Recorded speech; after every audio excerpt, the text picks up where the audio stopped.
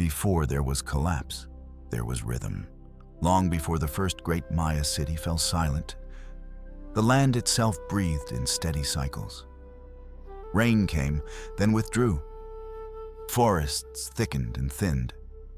The sun rose and set with unbroken regularity, marking days that flowed into seasons, and seasons that folded gently into years. For the Maya, time was not a straight line moving forward. It was a living circle, turning endlessly, returning again and again to familiar points. The Maya world stretched across what is now southern Mexico, Guatemala, Belize, and parts of Honduras and El Salvador. It was a land of contrasts. In the lowlands, dense jungles pressed close, their canopies heavy with moisture and life. In the highlands, cooler air moved across volcanic slopes and fertile valleys. Rivers were scarce in many regions, and water often hid underground, traveling through limestone channels before emerging in cenotes. Deep, still pools that reflected the sky like dark mirrors. This environment shaped everything. Without large rivers like the Nile or the Tigris, the Maya learned to live with uncertainty. Rainfall mattered deeply. When it arrived on time, maize grew tall, beans climbed their stalks, and squash spread wide across the soil. When it failed, the land hardened, and hunger followed close behind. Yet for centuries, the balance held. The Maya did not see themselves as masters of the land. They were participants within it. Forests were cleared carefully. Fields were rotated and allowed to rest. Hillsides were shaped into terraces. Reservoirs and channels captured precious rainwater and held it through the dry season. These systems were not perfect, but they were adaptive, refined over generations of observation and memory. Above all, the Maya lived within time as they understood it. Their calendars were among the most complex ever created, tracking not only solar years, but sacred cycles that measured the movement of gods and cosmic forces. Days were not empty units. Each carried a character, a weight, a destiny. Some were favorable, others dangerous. Life unfolded according to these rhythms, guided by ritual and tradition. The cosmos was alive. The heavens were crowded with meaning. The sun traveled its daily path, descending each night into the underworld before rising again at dawn. The moon governed cycles of fertility and renewal. Venus appeared and disappeared with precision. Its movements watched closely and recorded carefully. The stars themselves were ancestors, gods, or spirits fixed into the night sky. Human life was woven into this celestial order. Kings did not rule by force alone. They ruled by alignment between earth and sky, between human action and divine expectation. When a ruler ascended the throne, ceremonies ensured that the balance of the world remained intact. Blood was offered, incense burned. Words were spoken that tied the present moment to deep time. Cities emerged within this worldview, not as accidents of power, but as sacred centers. Temples rose above the forest canopy, their steps climbing toward the sky. Plazas opened wide to receive the community during festivals and rituals. Ball courts echoed with movement and sound, reenacting myths older than memory. Stone monuments recorded dates, names, and events, fixing fleeting moments into permanence. At dawn, mist drifted through these cities. Birds called from the trees, smoke curled upward from hearths. Life moved forward in patterns that felt stable, even eternal. To the Maya, collapse was not inevitable. The world had ended before, according to their myths, and been remade again. Creation itself was cyclical. Destruction did not mean finality. It meant transformation. This belief shaped their confidence. Cities grew larger. populations increased. Monumental construction continued, stone laid carefully upon stone. The forest was pushed back farther each generation, making room for people, for fields, for roads linking city to city. For a long time, the system endured. The land still gave enough. The rains still came often enough. Rituals still seemed to work. Kings still spoke with authority. The calendars turned, predictably and precisely, counting days that passed without alarm. From within this world, the idea of a sudden end would have felt distant, almost unthinkable. Change came slowly, almost politely, dressed in familiar forms. A dry season lingered a little longer than usual. A monument took longer to complete. A city failed to raise a new king on schedule. These were not disasters. They were whispers. And like all whispers, they were easy to ignore. The forest remained green. The temples still stood. The stars still moved across the sky exactly as they always had. Time continued its endless turning, giving no warning that the balance so carefully maintained was beginning, almost imperceptibly, to shift. In this quiet world of cycles and certainty, the seeds of change were already present, hidden beneath leaves, buried within stone, waiting patiently for generations to pass.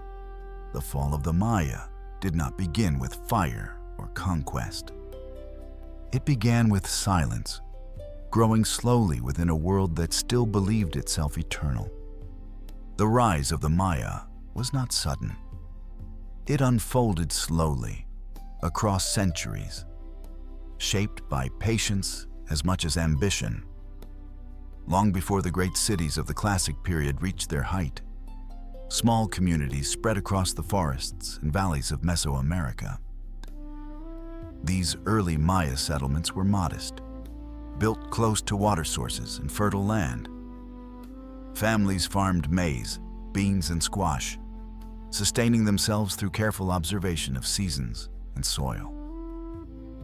Life moved at a measured pace, bound closely to the land. Over time, these communities grew more interconnected. Paths became roads, villages became towns, trade networks expanded, carrying jade, obsidian, cacao, salt, and feathers across long distances. With trade came ideas, new techniques, new rituals, new ways of understanding the world. By the first centuries of the Common Era, a transformation was underway. The Maya entered what archaeologists now call the Classic Period, an age defined by monumental architecture, refined writing, and complex political systems. Stone cities rose from the forest floor, their temples and palaces visible above the canopy like islands of order amid green chaos. Cities such as Tikal, Palenque, Copan, and Caracol became powerful centers of influence. Each was an independent kingdom, ruled by a divine king who traced his lineage back to gods and mythic ancestors. These rulers were not distant figures. They were performers of ritual, mediators between worlds, and living symbols of cosmic balance. Power was displayed through stone. Stelae, tall carved monuments, recorded royal births, accessions, victories, and sacred dates. Each inscription fixed a moment in time, anchoring the present to both past and future. To read these stones today is to hear echoes of voices that once believed their words would last forever. Architecture grew increasingly ambitious. Pyramidal temples rose higher with each generation, their steps aligned with celestial events. Palaces expanded into sprawling complexes of rooms and courtyards. Ball courts multiplied, hosting ritual games that reenacted cosmic struggles between light and darkness, life and death. Population increased steadily. Fields spread outward from city centers, carved from forest through labor-intensive clearing. Farmers adapted to challenging soils, enriching them with organic material and ash. In some regions, wetlands were drained and reshaped into productive landscapes. These innovations supported dense populations that would have seemed impossible in such environments. At the heart of Maya's success was organization. Labor was mobilized seasonally, often during agricultural downtimes. Communities worked together to build temples, maintain reservoirs, and repair roads. This cooperation reinforced social bonds and affirmed loyalty to rulers who promised order and prosperity. Religion infused every aspect of this growth. Ritual calendars dictated when buildings were dedicated, when wars were fought, and when kings performed bloodletting ceremonies to nourish the gods. These acts were believed to keep the universe functioning properly. As long as rituals were performed correctly, balance would be maintained. The Maya also became master observers of the sky. Astronomers tracked eclipses, solstices, and planetary cycles with astonishing accuracy. Observatories and temple alignments reflected this knowledge, embedding celestial order into the physical layout of cities. Time itself became architecture. Writing flourished. Glyphs recorded not only royal events, but mythological narratives and cosmological principles. Literacy was limited to elites, but its influence was widespread. History was no longer ephemeral. It was carved, painted, and preserved. To those living within this world, the rise of Maya civilization likely felt natural, even inevitable. Each generation inherited a more complex society than the one before. Cities expanded, rituals multiplied, kingship grew more elaborate. Yet growth carried hidden costs. Larger populations required more food. More land was cleared. Forests retreated farther each century.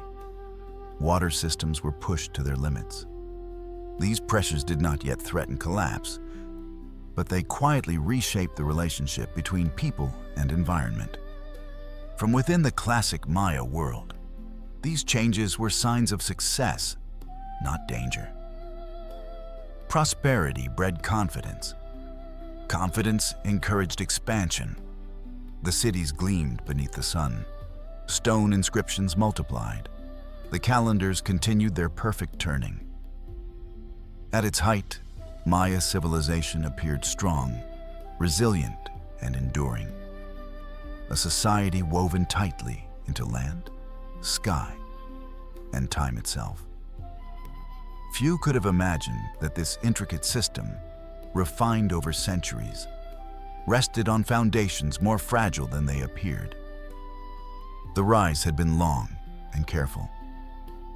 Its descent, when it came, would be quieter still. At the height of the classic period, Maya cities were places of constant, quiet motion. From a distance, they appeared monumental. Temples rising above the forest, stone facades catching the sun. But within their boundaries, life unfolded in patterns both ordinary and deeply ritualized. These were not cities of noise and crowding in the modern sense. Sound traveled softly here, absorbed by trees, stone, and open space. Most people lived beyond the ceremonial cores, in clusters of modest homes scattered among the fields and forest. Houses were built of perishable materials, wooden frames, thatched roofs, walls of packed earth or woven reeds. They left little trace behind, but they formed the true foundation of Maya society. At dawn, families rose with the light. Fires were kindled. Maize was soaked, ground, and shaped into dough for tortillas. The smell of smoke and cooked grain drifted through the air.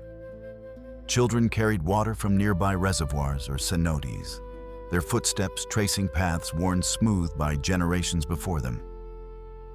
Farming shaped daily life. Fields lay beyond the city edges, cleared carefully from forest. Milpa agriculture, rotating plots of maize, beans, and squash, allowed the land time to recover. Work followed the seasons closely. When rains came, planting began. When skies stayed dry, anxiety grew quietly. Artisans worked near their homes. Potters shaped vessels for cooking and ritual. Weavers spun cotton into cloth. Stoneworkers carved tools, ornaments, and ceremonial objects. Obsidian blades, sharp and dark, were prized for their precision. Jade, rare and luminous, carried deep, symbolic weight associated with life, breath, and renewal. Trade connected cities across the great distances. Cacao traveled from humid lowlands. Salt moved inland from coastal flats. Feathers from tropical birds appeared in distant courts. These exchanges were not merely economic. They reinforced alliances, obligations, and shared cultural identity. At the center of each city stood the ceremonial precinct. Plazas opened wide, intentionally spacious, designed to hold crowds during festivals and rituals. Temples lined their edges, their stairways steep and deliberate. Ascending them was an act of effort, both physical and symbolic. Priests and nobles moved through these spaces with practiced familiarity. They wore garments that marked status, embroidered cloth, jade beads, feathered headdresses. Their lives were structured around calendars and ceremonies. Certain days demanded fasting. Others required bloodletting, offerings, or public display. Kings occupied a unique position. They lived within palace complexes that combined residence, administration, and ritual space. Their days were filled with audiences, ceremonies, and performances of authority. Through costume, posture, and speech, they embodied the link between human and divine. Public rituals were moments of collective focus. Drums echoed across plazas. Conch shells sounded. Incense thickened the air. Blood offerings were made not as spectacle, but as necessity, a means of sustaining the gods who sustained the world. The ball game held special meaning. Played in stone courts, it reenacted cosmic struggle, movement between realms. Victory and defeat carried symbolic weight far beyond sport. Sometimes, the game ended in sacrifice, sealing its meaning in blood and myth. Water management was ever present. Reservoirs were cleaned and maintained. Channels guided rainwater where it was needed most. In cities without rivers, these systems were lifelines. Their success depended on collective effort and careful planning. Despite the hierarchy, community life was interwoven. Festivals brought people together across social divisions. Markets buzzed with exchange. Stories passed orally, preserving history and myth beyond what stone recorded. Yet beneath this rhythm lay constant dependence on balance. Cities thrived only as long as food, water, and belief aligned. A failed harvest strained households first, then markets, then rulers. Discontent did not announce itself loudly. It accumulated quietly. To those living within Maya's cities, life felt ordered and meaningful. The past was present in stone. The future was promised by ritual. The forest waited just beyond the fields, patient and close. Few could sense that these dense networks of people, belief, and environment were becoming increasingly delicate. The cities still lived, but their strength depended on conditions that were beginning, slowly, to change. The strength of the Maya world rested on foundations that appeared firm, yet were quietly vulnerable. For generations, the environment had provided just enough. Rains arrived with reassuring regularity. Forests yielded timber and fuel. Soils, though thin, supported crops when treated with care. The systems developed by the Maya were sophisticated responses to a challenging landscape, refined through observation and memory rather than excess. But these systems had limits. The lowland Maya lived in regions where rivers were scarce and surface water unreliable. Rainfall was seasonal, concentrated in a few months each year. To survive the long dry seasons, cities depended on reservoirs. Large, carefully plastered basins that collected rainwater. Channels guided runoff from plazas and rooftops into these stores, turning architecture itself into infrastructure. As populations grew, so did dependence on these systems. Reservoirs were expanded and deepened. New channels were cut. Maintenance became constant. A single failed season could leave water levels dangerously low. At the same time, forests continued to retreat. Trees were cleared to make room for fields, construction, and fuel. Wood was needed to fire lime kilns, producing plaster for temples, palaces, and reservoirs. Each new monument required immense quantities of timber, consumed quietly in the background of visible stone. Deforestation altered the land in subtle ways. Without tree cover, soil eroded more easily. Rainwater ran off quickly instead of soaking in. The local climate shifted, becoming hotter and drier. These changes did not happen all at once. They accumulated gradually, generation after generation. Agricultural yields became increasingly dependent on favorable conditions. Fields required careful management to avoid exhaustion. When land was overused, it needed time to recover. But time was a luxury that dense populations could not always afford. Evidence preserved in lake sediments, cave formations, and pollen records tells a quiet story.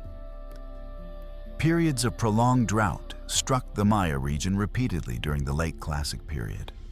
Some lasted years, others stretched across decades. These were not isolated events, but sustained climatic shifts that tested the resilience of Maya systems.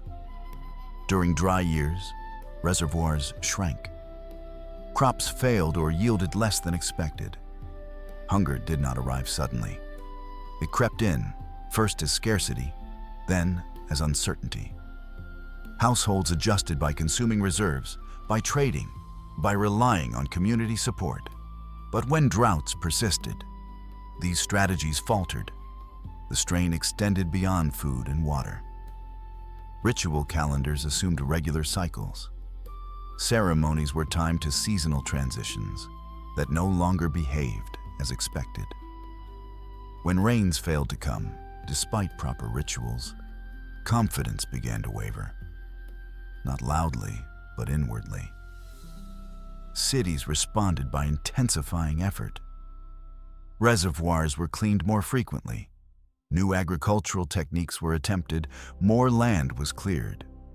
These responses made sense in the short term. They addressed immediate needs. Yet they also deepened long-term vulnerability. With fewer trees, the land retained less moisture. With more mouths to feed, margins narrowed. With greater reliance on elite coordination, failures carried heavier consequences.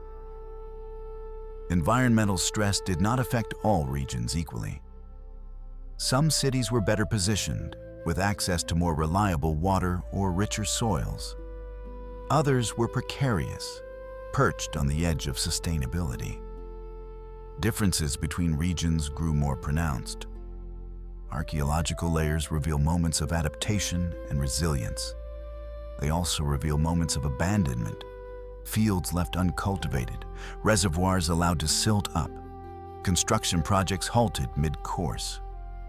None of this points to sudden collapse. There were no single years of universal disaster. Instead, there was a slow erosion of certainty. The Maya had always lived with risk. What changed was the scale. Environmental pressures began to outpace the systems designed to manage them. As conditions became less predictable, every aspect of society felt the strain. Farmers worried about harvests. Artisans faced shortages of materials. Rulers faced growing expectations with fewer resources.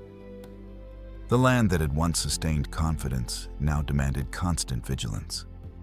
The foundation still held, but cracks were forming, small at first, barely visible, widening only with time. As the pressures of land and climate grew, the structure of power began to feel the strain. Maya kingship was built on the promise of balance. Rulers did not govern merely through command. They ruled through ritual success, through visible alignment between their actions and the well-being of the world. When rains came on time and harvests were plentiful, the authority of kings felt natural and unquestioned. But when conditions grew uncertain, that authority became fragile.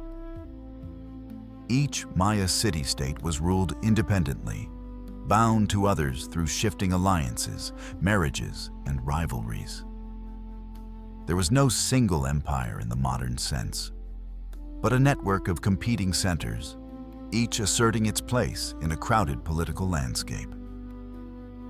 At times, cooperation flourished. At others, competition intensified. As resources tightened, rivalry sharpened.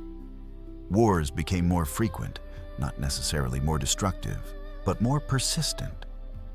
Conflicts were often ritualized, aimed at capturing elite prisoners rather than annihilating populations. Victory was displayed through monuments, inscriptions, and ceremonies that reaffirmed a king's power. Yet warfare carried costs. Armies required food, labor, and organization. Monument building accelerated as rulers sought to demonstrate strength through stone, even as resources grew scarcer. Stelae multiplied, proclaiming victories that may have felt increasingly hollow to those struggling to secure daily needs. Kings faced rising expectations. When drought persisted, rituals were intensified. More offerings were demanded. More labor was mobilized for construction projects meant to restore cosmic order. These responses followed tradition, but they also increased pressure on common households. Social inequality became more visible.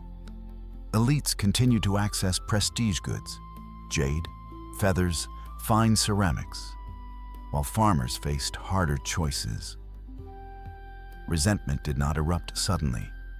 It accumulated quietly, expressed through subtle withdrawal rather than open rebellion. In some cities, royal lineages faltered.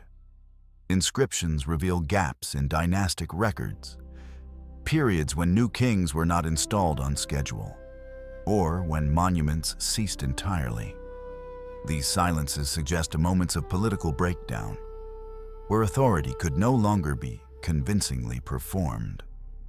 Competition between powerful centers intensified existing stresses. Alliances shifted rapidly. Trade routes became unstable. A city that lost access to key partners found itself increasingly isolated. Archaeological evidence shows signs of hastily constructed defenses in certain regions. Walls and fortifications appeared where none had been needed before. These were not symbols of confidence, but of anxiety. Rulers responded in familiar ways. More ritual, more construction, more displays of power. Yet each effort required resources that were already under strain. As trust weakened, the relationship between king and people changed subtly. Authority depended on shared belief. When that belief wavered, even the most elaborate ceremonies could not restore it fully. Political instability did not unfold everywhere at once. Some cities endured longer than others. Some adapted through reform or relocation. But across the region, The pattern repeated. Power became louder as it grew less effective. Stone monuments rose even as cities thinned. Ritual calendars were observed even as confidence faded. Kings continued to perform their roles, though the world around them no longer responded as it once had. The systems of authority that had guided Maya civilization for centuries were not overthrown. They were slowly exhausted. When the world no longer responded as expected, belief turned inward and intensified. For the Maya, ritual was never optional. It was the mechanism through which balance was maintained, the language spoken between humans and gods. When rains failed and harvests weakened, the solution was not abandonment of belief, but deeper devotion. Ceremonies grew more frequent. Bloodletting rituals became more elaborate, as kings and nobles pierced their flesh to nourish the gods with sacred blood. These acts were performed publicly, not to shock, but to reassure, to demonstrate that rulers were still fulfilling their cosmic responsibilities. Offerings multiplied, incense burned longer, music echoed more often across plazas. Sacred calendars were consulted obsessively, searching for auspicious days that might restore harmony. Priests interpreted signs in the sky, movements of Venus, and patterns of eclipse with heightened urgency. When drought persisted, explanations shifted subtly. The gods were not absent, but displeased. Rituals had to be performed more precisely, more intensely. Errors, once forgiven, now carried weight. Temples became centers of both hope and anxiety. Communities gathered, watching ceremonies with quiet expectation. Each ritual held the promise of relief. Each failure deepened uncertainty. Human sacrifice, present throughout Maya history, appears to have increased in certain regions during periods of stress. These acts were not expressions of cruelty, but of desperation, an attempt to offer something of unquestionable value when lesser offerings no longer seemed sufficient. Belief systems, once stabilizing, became strained by repetition without reward. Ritual success had always been measured by outcome. When outcomes failed to follow, confidence eroded. Yet abandonment of belief was unthinkable. To stop performing rituals would invite chaos.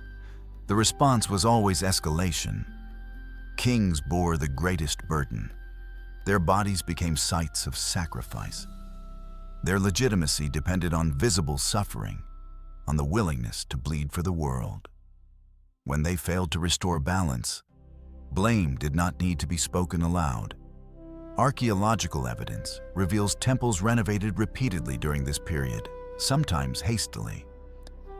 Earlier structures were buried beneath new layers, as if proximity to sacred foundations might amplify effectiveness. These renovations consumed labor and resources that were already scarce. At the same time, belief became fragmented. Different cities emphasized different rituals. Calendrical interpretations diverged. Unity weakened. The gods remained present, but their voices seemed distant.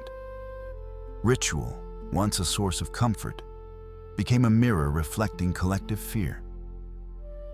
As ceremonies grew louder and more frequent, the silence between them felt heavier. Faith did not disappear. It became exhausted. The collapse of the Maya cities did not arrive with fire or sudden ruin. It arrived as absence. Steles stopped appearing in plazas. Dates went uncarved. New kings were not announced. Buildings were left unfinished, their stones stacked neatly but never raised. The great ceremonial centers, once alive with ritual sound and movement, began to empty. Not all at once, but slowly, household by household. Archaeology records this change not through destruction layers, but through quiet thinning. Fewer hearths burned, refuse piles grew smaller, Maintenance of reservoirs and plazas became irregular. In some places, weeds took root between stones where feet once passed daily. Families began to leave. Some moved toward regions with more reliable water. Others sought safety within stronger city-states. Migration followed existing trade routes and kinship ties. The decision to leave was not dramatic. It was practical, shaped by necessity rather than fear. As people departed, cities lost more than population. They lost the labor required to sustain them. Reservoirs silted. Fields reverted to forest. Roads fell into disuse. With fewer participants, rituals lost their communal power. Elites often remained longer than common households. Palaces continued to be occupied even as surrounding neighborhoods emptied. But power without people proved fragile. Authority could not be maintained in silence. Trade networks fractured. Goods that once arrived regularly became scarce. Obsidian, jade, and cacao moved less freely. Isolation deepened vulnerability. Some cities attempted to endure. They reduced monument building. They consolidated populations into smaller areas. They adapted rituals to diminish circumstances. For a time, these strategies worked, but momentum had shifted. The classic Maya world was built on density, of people, of ritual, of exchange. As that density thinned, the system unraveled gently without spectacle. By the 9th century, many major centers in the southern lowlands were largely abandoned. Temples stood intact but empty. Plazas lay quiet beneath the sun. Forest edges crept inward, reclaiming open space. This was not a single collapse, but many local endings, unfolding over generations. Some regions declined earlier, others later. Some cities survived into new forms. The Maya did not vanish. They dispersed. Their departure left behind a landscape of stone and memory, shaped by centuries of effort now released back to time. Silence settled where voices had once risen. The cities remained, but life had moved on. When the people left, the forest returned. At first, the change was subtle. Grasses grew taller in unused plazas. Vines crept along the bases of abandoned walls. Leaves gathered where feet no longer passed to sweep them away. Stone remained exposed to sun and rain, enduring without complaint. Then slowly, the jungle began its work. Seeds carried by wind, and birds found purchase in cracks between stones. Roots pushed gently at first, then with increasing force. Moisture collected where roofs had once diverted it. Moss spread across carved surfaces, softening sharp edges and blurring inscriptions that had once proclaimed power and permanence. Ceiba trees, sacred in Maya belief, rose where buildings collapsed inward. Their roots reached deep, entwining with fallen masonry. From a distance, temples began to resemble hills rather than human constructions, their outlines softened by foliage. The forest did not reclaim the cities in anger. It did so patiently. Without maintenance, reservoirs filled with sediment. Water stagnated or vanished into the ground. Canals clogged with debris. Systems that had required constant care slipped quietly back into the earth. Animals returned. Birds nested in empty chambers. Insects moved through corridors once reserved for priests and kings. The sounds of ritual drums were replaced by wind through leaves and the calls of unseen creatures. Writing faded. Painted glyphs peeled away with time and moisture. Stone inscriptions endured longer, but even they were eventually obscured by growth. Memory became local, oral, and fragmented. The abandonment of cities did not mean immediate forgetting. Stories persisted among those who left, passed to children and grandchildren. But as generations moved farther from the old centers, details blurred. Sacred places became ancient places, then unnamed ruins. By the time outsiders encountered these cities centuries later, the forest had nearly completed its work. What remained were towering shapes rising unexpectedly from green darkness, stone emerging from vines and shadow. The jungle preserved as much as it erased. Protected from wind and human reuse, many structures endured beneath their living cover. Time slowed beneath leaves. In this way, the Maya cities entered a different kind of existence. No longer centers of ritual and power, they became quiet participants in natural cycles. Stone returned to silence. Silence returned to forest. What had been built for eternity was absorbed back into time. The fall continued, not as destruction, but as transformation. Though the great cities emptied, the Maya did not vanish. Life continued beyond the abandoned temples, reshaped rather than erased. Communities adapted, carrying knowledge with them as they moved away from the monumental centers of the classic period. The story of the Maya after collapse is not one of disappearance, but of endurance.